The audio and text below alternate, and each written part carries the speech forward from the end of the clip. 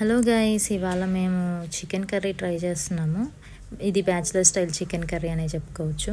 ముందుగా వెజిటేబుల్స్ అన్నీ కట్ చేసుకున్నాము, మసాలాలు తెచ్చుకున్నాము. అలాగే ఈ అల్లం వెల్లుల్లి పేస్ట్లో మేము ఆనియన్స్, టమోటా ప్లస్ పుదీనా కూడా యాడ్ చేసుకున్నాము టేస్ట్ ఎన్హాన్స్ చేయడానికి. ఆయిల్ వేడి చేసుకున్నామండి. ఆయిల్ వేడెక్కాక ఆనియన్స్ని, చిల్లీస్ని వేసి ఫ్రై చేసాము. చిల్లీస్ కొంచెం వాడాక మేము టమోటాస్ని యాడ్ చేసాము. మొత్తం ఇంకోసారి ఫ్రై చేసాము. అది కొంచెం కలర్ చేంజ్ అయ్యాక ముందుగా తయారు చేసుకున్న అల్లం వెల్లుల్లి పేస్ట్ని యాడ్ చేసాము. అల్లం వెల్లుల్లి పేస్ట్ యాడ్ చేసిన తర్వాత బాగా కలుపుకోవాలండి. కలిపిన తర్వాత ఆయిల్ కొంచెం పైకి తేలేంత వరకు మేము అట్లే ఉడకనిచ్చాము. ఆ పచ్చి అనేది పోతుంది కాబట్టి. కొంచెం ఆయిల్ పైకి తేలాక చికెన్ని కూడా యాడ్ చేసుకొని కొంచెం బాగా కలిపాము.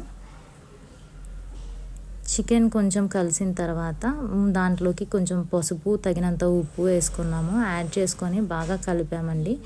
కలిపి కొద్దిసేపు ముక్కలకి ఎక్కడానికి ఉడకనించాము. అది కొంచెం ఉడికాక ఇంకొన్ని వాటర్ కూడా యాడ్ చేసుకొని బాగా ఉడకనిచ్చాము చికెన్ని. చికెన్ కొంచెం మధ్య మధ్యలో కలుపుకుంటూ ఉన్నాము. చికెన్ ఉడికాక దాంట్లోకి తగినంత కారము, ధనియాల పొడి కూడా యాడ్ చేసాము.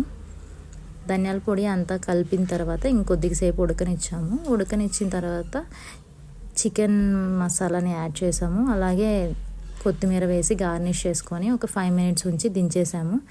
మేము దీన్ని చపాతీలోకి ట్రై చేసాము. మాకైతే చాలా నచ్చింది. Please share, subscribe. Thank you for watching.